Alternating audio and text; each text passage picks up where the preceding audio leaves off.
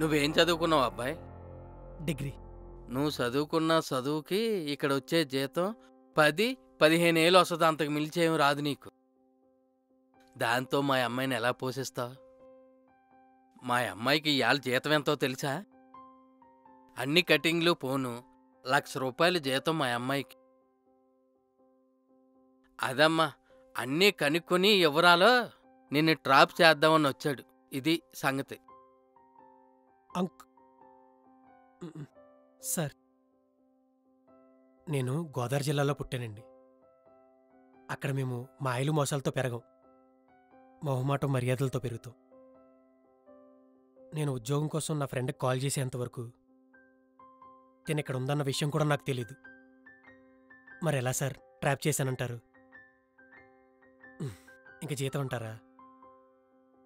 అమృత,